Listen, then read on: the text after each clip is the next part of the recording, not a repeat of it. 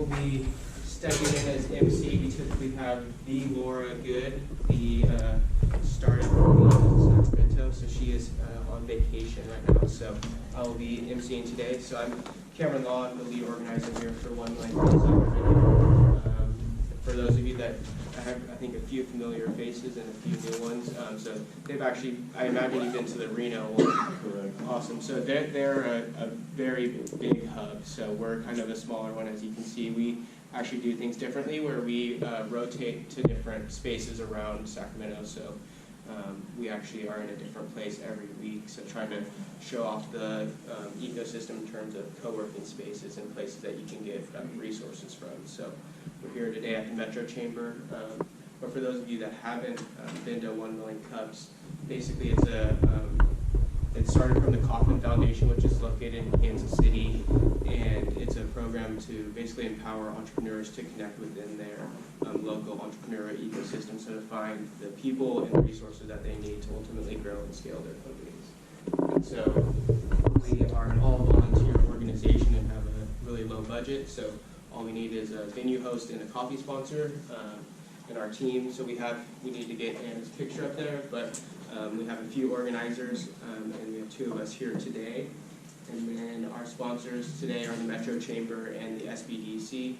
And so Scott Leslie, who's the one who's provided us the space, he's not in today, but if you ever need support in building out your business plans and some of those types of things, the SBDC is a great conduit for doing some of that work.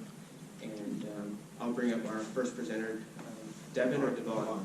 Devon with LookR. LookR. I have a feeling I'm going to be doing that a lot for the next couple of years. So. Okay. All right. Cool. Sorry, all it does is for something too.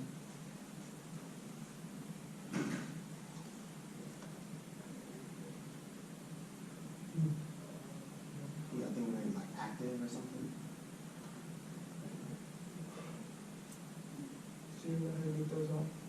I don't, but Those cool. things say. Does it bother you guys? Or nah, it doesn't bother me, man.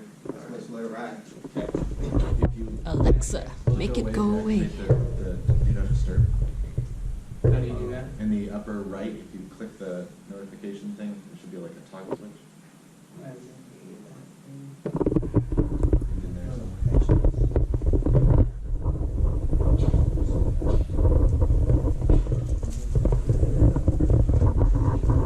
Sorry, was that? This one? Where? So yeah, you. This one? Oh, okay, the big one. Okay. There we go. Okay, cool. Okay. Give me my little timer. I got it. Okay, hi everyone. My name is Devon Burnett, and I'm the founder of LookR.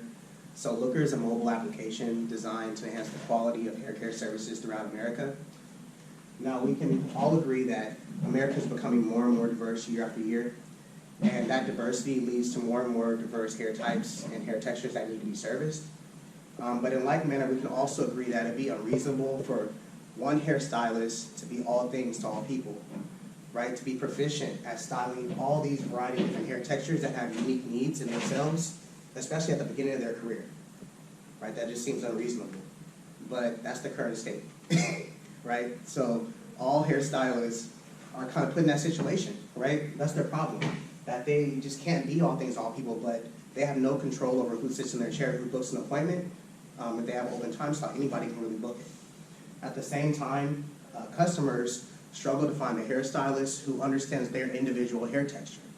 And that's a big problem because our hair is a part of our identity, right? It's about who we are, how we express what we stand for. You know, sometimes I want to be fun, so my hairstyle will be a little different. I don't really have too many options. But that's the problem, right? And so the way we're going to solve that is by taking the seamless booking experience from platforms like OpenTable that we're familiar with. We're going to match that up with social, photo-based social sharing, platforms like Instagram, because hair care is social. How do I look, right? It's common. How do I look? That hairstyle doesn't look good on you, right? And we're going to mix that with hair texture-based matching, right? So we're going to consider, I don't care where you're located or if you have an appointment, do you understand my hair texture? That's the first question that we're going to ask with our platform. So let me show you how it works. So we're creating an application for all. So to the left, we have our stylist application that's going to focus more on the business aspect of it, tracking reports, understanding the hair texture mix of their clientele, staying in contact with their customers. For the customers, they're going to be able to look for stylists, book appointments, rate those stylists, shop for products, right? So each user experience is going to be tailored. What's really cool is that we're going to provide stylists the ability to analyze their local market. So a lot of the local markets are changing in their mix, their hair texture mix, right? What is their hair texture mix? Based on the hair textures in a local market, maybe 2-3 square miles from my shop, I'm going to adjust my service offerings to meet the need of the customers that are living there now. It could be different 10 years from now, or 5 years from now, or 2 years from now. So I want to stay current, and I need a way to understand that. That's what we're going to allow on LookR, get that ability. Also the ability to promote products and share products. Also for customers, 5 stars is kind of outdated. You know, everybody gets 5 stars. You can hire your friends to do 5 stars, but I need to know why. So in hair care, I need to see it. Video reviews, right? So customers can actually give somebody 5 stars and say, hey, look, I'm looking good. You know, come check them out. Dan took care of me. I'm looking good. My line is nice. Come check them out, right? The video reviews really validate that 5 stars, and so that's really going to help future customers. Also, our service award system is going to share more about the personality of the stylist, right? These things that you really need to understand if you want to spend your money on this person. A Hair Lifesaver badge service award will say, hey man, this person comes through in a clutch. That's the type of person I want to spend my money with, right? And we're going to provide social. You can follow and basic social features. So how we're going to make money off of this? Simple. It's a subscription for the stylist. They're going to pay $25 a month. It's very affordable. We're going to work with beauty schools, so while students are in school paying their tuition to go to beauty school, we're going to build the price of the app into the tuition, and we already have our first customer, a local Sacramento-based beauty school that wants to use the application for their students, so they're going to build that into their tuition. And we're going to provide a platform for beauty brands, of course, and collect affiliate commissions from product sales. So our opportunity, the market opportunity is there. We're targeting initially African American, Hispanic American, and multiracial women in America. And they spend on average about $2,000 a year on their hair because it requires more products to take care of it, and the services are a lot different. And so it's a $100 billion market. So the market size is there. So our initial revenue targets are pretty simple. We're going for this 4,000 users. That's going to help us make our first $1 million. And this is doable because there's 2 million hairstylists in America. So 4,000 of them to make our first $1 million is something that we really feel that we can achieve, and we can do it pretty quickly. We're going to target certain cities throughout the U.S. Of course, I'm in Sacramento, so we're going to start here. I'm going to get familiar with our local market, and we're going to go city by city over the next 2 years. We're going to target Sacramento, Oakland, Los Angeles. Then we're going to jump over to the tri-state area, New York, New Jersey, Pennsylvania, or Philadelphia, and we're going to kind of just do a sweep over the next 2 years. But we want to perfect the process, target local communities, and really build that following, and then go city by city.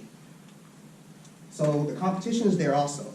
The problem is, to the left we're looking at salon-based platforms, to the right we're looking at independent stylist platforms, but they all fail to address hair texture, and they don't have a social component. So stylists pay for the service, but they don't get new customers from the service.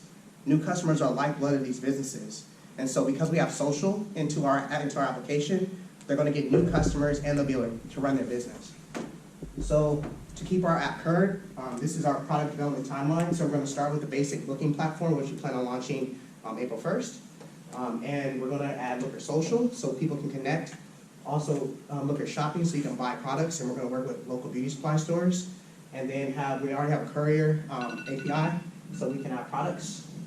This is how we acquire our customers, and we plan on raising $1 million to operate the business over the next 2 years. So thank you for listening to LookR.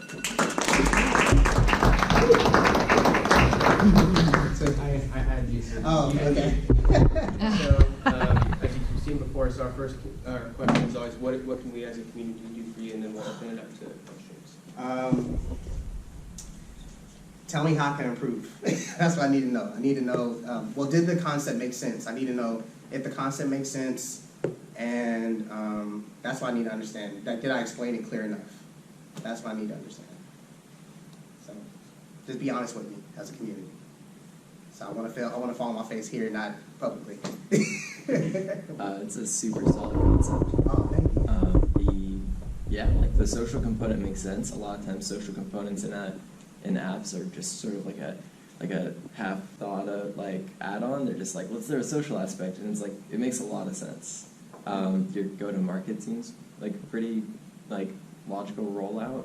I think it's pretty solid. Oh, thank you so much. I like the point that you said about the 5 stars, that anybody can give you 5 stars, but actually rolling out the look and feel of it, which really plays into women's hair care. I want to see what your hair looks like. I don't care that you gave somebody 5 stars, but I want to see what your hair looks like, because you can say it was 5 stars, but if I look at it and I go, It's 3. that's not really 5 stars. So I really like that, but it totally made sense that Great. what you're doing for your target market, it's really needed, and that the texture and the product availability, I think it's spot on. I really liked it. Oh, thank you. Just feeling for it. So you can, I don't know if you've like thought about this probably, but like you can like give people like percentage matches. What do you mean? Like Google does this thing where it's like you go to a couple restaurants, you go to a couple places, it knows what your preference is like. So if you go to a couple salons, or if you input your like what kind of hair you have, then like you can get like a percentage match to a certain stylist. All right, and then you get auto recommendation. That's cool. Yeah, so then you get like a recommendation. It'd be like, oh, like this person specializes in like this texture of hair. This person's really good at this, and then yeah. Percentage match based on their current customer base. Yeah. No, that makes sense. Okay. I'm even thinking about some stuff like that. Thank you. I'll talk to you later, bro. For sure. Yes, sir. The idea was first of all for me. I think it's a great idea. I'm just wondering, I don't know whether all stylists like do all services, like do all of them cut and also color hair? Because maybe in addition to texture, there might be something about which specific services they provide. Right. So in our application, we allow the stylists to add their services. So we have all the coloring services, natural services, straightening services. If they want like weaving services or braiding services, everything's in there by category. And not everybody's special. They may do them all, but they're not proficient at each one. They're at different levels of their education. And that's why we want to give stylists the ability to control which hair textures sit in their chair, right? So they select the style, they select the textures that they're most comfortable styling. Right. And then by service, they can say, hey, I can do this service, but only for these textures. And I can do this service, but only for these textures. And so they really have more control over their business. So we kind of got into detail. Okay, and one other thing is, so I don't know if you know, there's this organization called Wigs for Kids, where you can donate your hair for children who have cancer. Really? And there are certain stylists you can go to, and they're listed on their website. And you can go to them, and then if you donate at least a foot of your hair, they'll cut it for free, and they'll wash it and send it in for free. Wow. Otherwise, there's other organizations you do it through, but you have to cut it, and you have to wash it, and you have to send it, right? Right. Or you have to go to somebody and pay them. Wigs for Kids. So if that's, so like if there was some way to indicate on there that they're affiliated with Wigs for Kids, that would be, people would know, oh, this is a place I can go to. Thank you. That's awesome. The reason I started this company is due to the racial disparity or economic disparity in the tech industry, right? And so part of our business model is not only having a bunch of like software developers kind of working in the office, but actually putting them in high schools. So they're going to work from high school settings so that they can build the software too, but also to mentor and teach the kids. Because a lot of kids never I never thought about being a software developer or getting into tech at all because I never knew anybody that did it. It wasn't real to me, it wasn't an option. And so the social impact was the reason that I decided to get into tech, because my original career path was in healthcare, and I was on track to become like a CEO and making a whole bunch of money. But I'm like, no, I don't care about money like that. You know, but I feel like the way tech is impacting the world, that everybody needs to have like a core competency level, and it should be provided at the high school level. So I'm not going to wait on the Department of Education to do it. I feel as a tech company, I have the money, I can just go into the community and teach these kids myself. And so I'll just pay the software developers to teach kids, 20% of their time a week. It's nothing, So go ahead. Yeah, if you want to get connected, I can connect you to Square Root Academy. I don't know if heard of Nicholas Hastings, No. but yeah, so they work STEM and coding type of work throughout a lot of Title I schools here in Sacramento. Great. So. I would love to do that. Thank you. What's your advertising plan? So, advertising the application or providing advertising services? Advertising the application to get stylists and customers. So, we plan on going to my budget. I'm on a shoestring budget, right? So, I was invited to industry-specific radio promotions, right? So, radio shows that play inside salons, right? And then also, so I did my first interview already. I don't know how my alarm keeps going off. I'm talking too much. So I was invited. I did my first radio show, a radio interview, maybe like two weeks ago, with a Texas-based radio podcast that plays inside salons, and then also going to trade shows. So there's a couple different industry-specific trade shows that I'm going to go to because I need to build my supply side first, right? All the stylists need to be on first in a certain target area before I roll it out publicly to recruit customers, because it's going to suck if you go there and there's no stylist there, right? So I'm doing that first, and then after I get enough stylists in a certain area, then I'm going to use local marketing and advertising streams like radio, local radio, and things like that to talk to the community. But first, it's getting stylists, so it may just be the door-to-door, pounding the pavement, getting stylists signed up. What about, have you thought about digital, like Facebook or anything? Like that? On Facebook, but the problem is it's not, if I can control it a little bit more, because at this stage, I don't want someone to go there and be like, there's no stylist on there. So I've been individually going to talk to individuals to build a base of 50, like for instance, Sacramento, I need 50 stylists in Sacramento first. So you really see kind of a problem that you really don't with customers that have a bad experience of not finding the stylist. Exactly. That will make it suck. Like Uber, Lyft, they're horrible, no drivers in there, right? So I need to make sure, so city by city, our minimum criteria before it goes public is to get 50 stylists signed up, which will, if you scroll, you'll at least see 50 different options. And how long do you think it'll take you to get 50? Not much. I got 10 stylists when I went to the Black Expo at Cal Expo. They just had it. I had like 10 stylists that all want to use it. On Instagram, I can Instagram stylists. So there's a lot of people saying DM me the book, text me the book on Instagram right now, running their businesses. So they obviously don't have a solution. So if I provide a solution for them at an affordable price, I can get them pretty quickly. I have like a list of maybe about 50 right figures right now, but they're all spread around the country. So yeah, yes. So a couple of compliments and then a couple of questions. Okay. So starting with the compliments first, and it's not trivial even though it sounds trivial. Good looking deck. Oh, thank you. And I appreciate that. I see a lot of pitches, and I like the look of the deck. So just throwing that out there. So that's number one. Second, I like the idea itself. I think that it's compelling. It's personally interesting. I like that you picked a niche to start with, which is something a lot of people miss in the early stages. That's all fantastic. So two questions to build on top of that. Okay. So the first question is really around like the idea of customer validation, right? Mm-hmm. And what have you done so far to figure out that there's a there, that both the sides of the marketplace that you have here are interested and compelling and willing to pay either in time or money for this thing, and then related to that on the business side of this, on the salon side of this, or the stylist side of this. My question is kind of twofold. The first part is, so question 2A is, what other problems do the stylists have that you can solve? And the reason that I'm asking that question is for question 2, part B, which is, you're welcome, Devon, is there a way, so you have this like idea of $25 a month subscription, and my question is there actually a way that you can capture a % of revenue instead?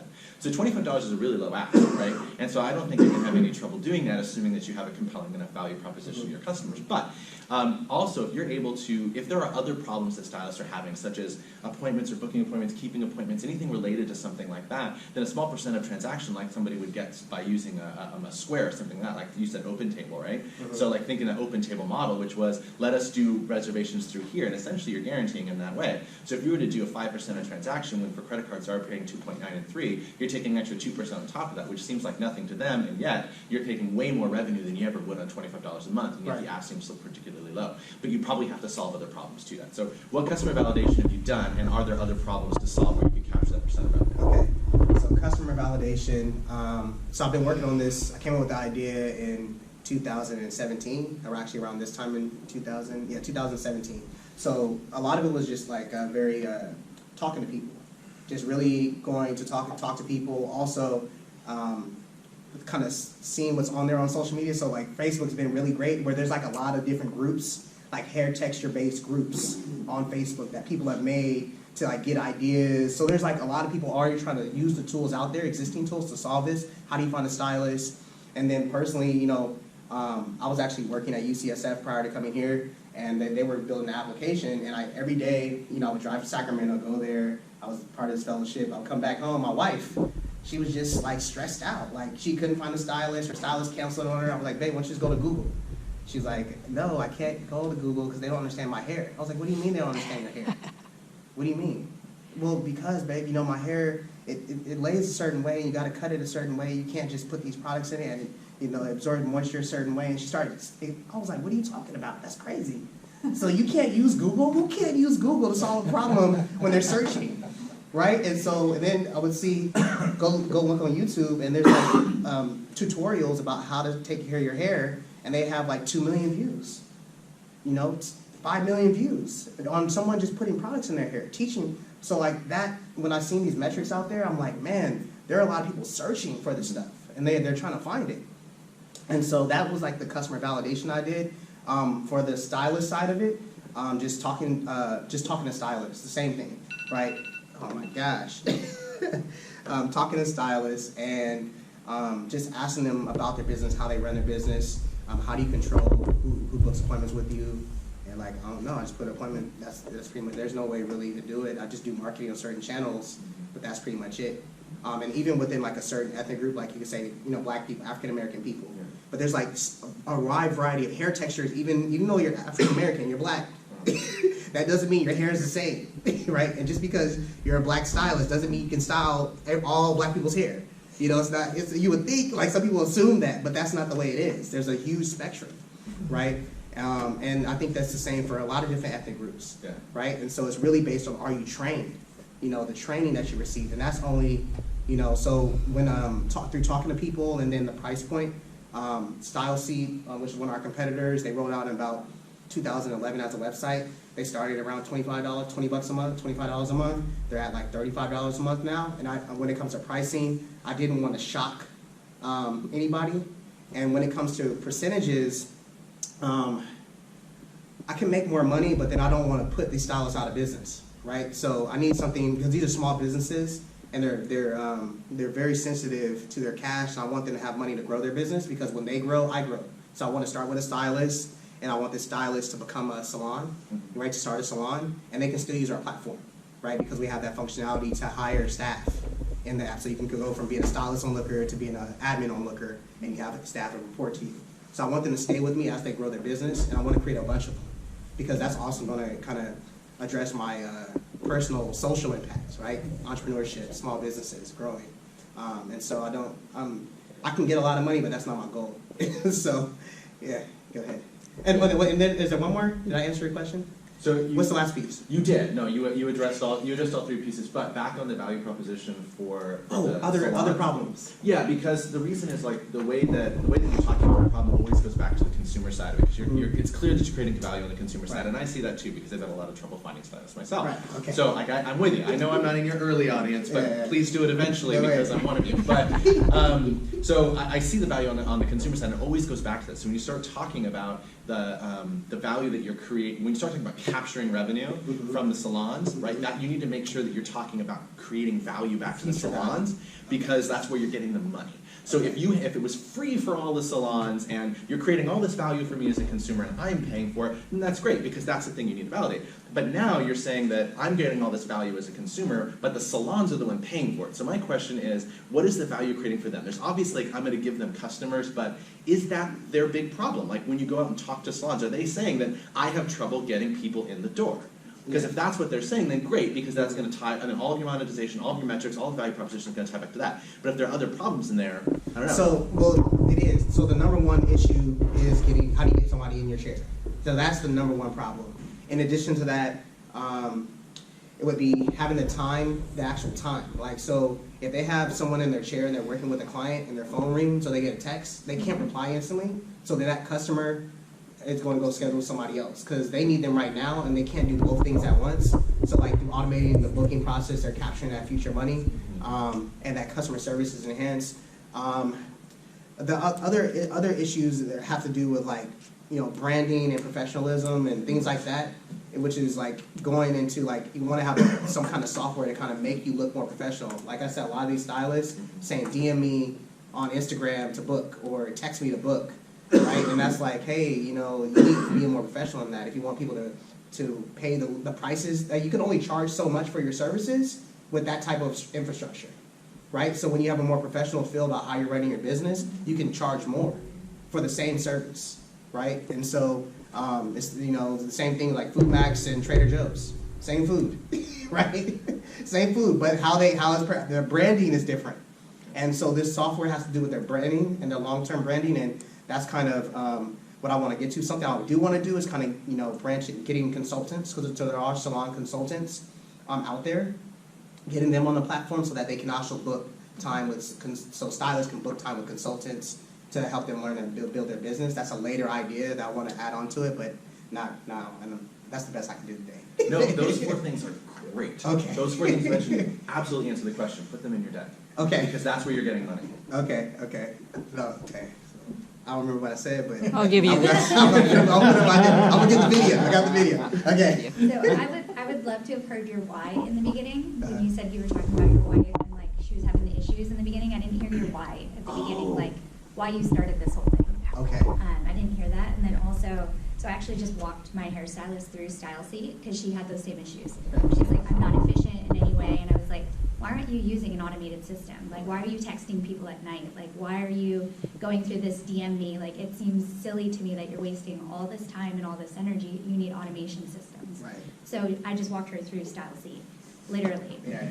But it's the same for whether it's African American or, every stylist has a different specialty for different things, but it's the same thing. So you need to show them that this automation saves them time. Time is money. And they're going to get better quality clients when they find, it's not filling the seat, it's filling the seat with the right client and at the right person. So they don't want the wrong client in the seat because then the client's going to be unhappy. Right. And they get a bad review. Exactly, and then, because it's not the right client. Exactly. You want the right client in the seat. So making sure that their time is valuable and they have the right client in the seat. So. Right. Yes. Okay, real quick. So there's an app called ClassPass. Yes. And so when your wife was like, I need a place to go right now, does it tell her where in proximity something's open right now?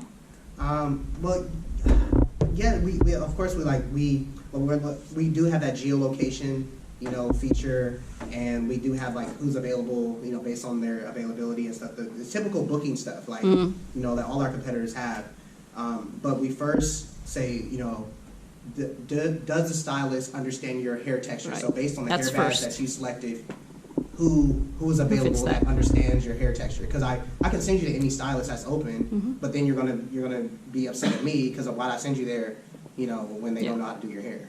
So it's pretty much you waste your time. So Right. we do tell them who's available right away. Yeah, thank you. Awesome.